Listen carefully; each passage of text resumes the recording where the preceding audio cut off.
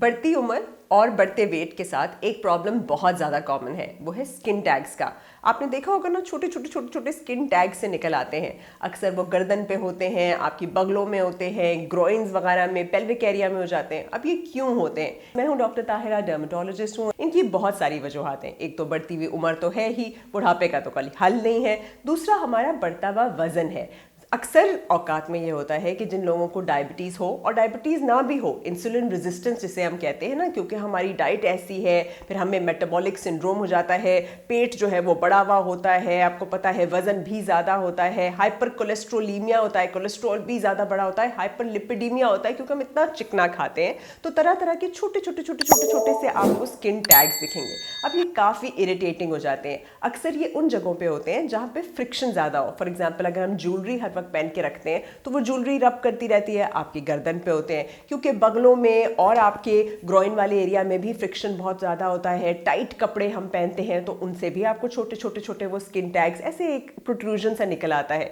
कुछ केसेस में वो इच भी करने लगता है, खारिश करने लगता है। कुछ केसेस में वैसे ही दिखने में अच्छा नहीं लगता, बहुत ज़्यादा वो इंक्रीज हो रहे होते हैं साइज में। कुछ में वो वैसे ही डिस्कम्फर्ट का सबब बन जाते हैं। कुछ लोगों के अंदर ह्यूमन पैपिलोमा वायरस जो होता है, HPV वायरस या वॉट्स के तौर पे भी वो प्रेजेंट करता है। लेकिन ज़्यादा कॉमन कंसर्न यही होता है कि एक तो वजन का ज़्यादा होना या हार्मोनल किसी किस्म का इम्बैलेंस होना, स्पेशली जिन लोगों के अंदर ईस्ट्रोजन प्रोजेस्टेरोन के इम्बैलेंसेस हो जाते हैं, PCOS वाले, मीनोपॉज के करीब बहुत ज़्यादा ये कॉमन है कि लोगों को स्किन टैग्स हो जाएं। लेकिन सबसे कॉमन यही है कि जिन लोगों ने वर्कआउट नहीं किया होता, उन्होंने अपनी कोलेस्ट्रॉल को इन चेक नहीं रखा होता और उनकी डाइट में बहुत ज़्यादा चिकना शामिल होता है, फैटी लिवर से भी वो सफ़र कर रहे होते हैं, उनको काफ़ी ज़्यादा जो है स्किन टैग्स का इशू हो जाता है। अब स्किन टैग के लिए आपने करना क्या है? सबसे पहले तो अच्छी हेल्दी लाइफस्टाइल रखिए, अपनी डाइट के अंदर जो है ट्रांस फैट्स खत्म कर दीजिए, अपने लिपिड्स को इन कंट्रोल, इन चेक रखिए, अच्छा वर्कआउट कीजिए। और दूसरा, आपने फ्रिक्शन को अवॉइड करना है। हर वक्त ज्वेलरी को मत पहन के रखिए,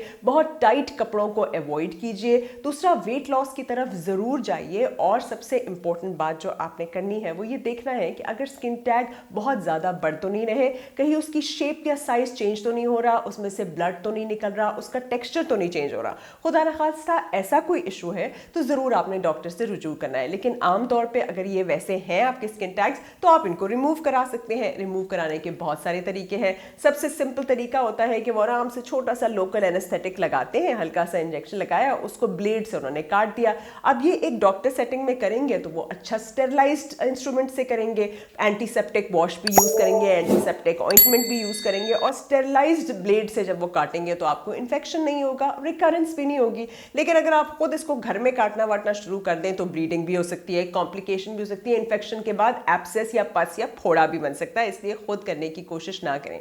स्पेशली जेनिटल एरियाज पे है तो इसको डिफ्रेंशिएट कर लेना चाहिए कि खुदा ना खास्ता कोई STD, सेक्सुअली ट्रांसमिटेड डिजीजेस की वजह से तो वॉट्स नहीं हुए हुए। आमतौर पर स्किन टैग्स जो हैं वो बिल्कुल स्किन के कलर के होते हैं, ब्राउन से होते हैं, छोटे से होते हैं। बहुत बड़े हो जाएं तो it is a matter of concern.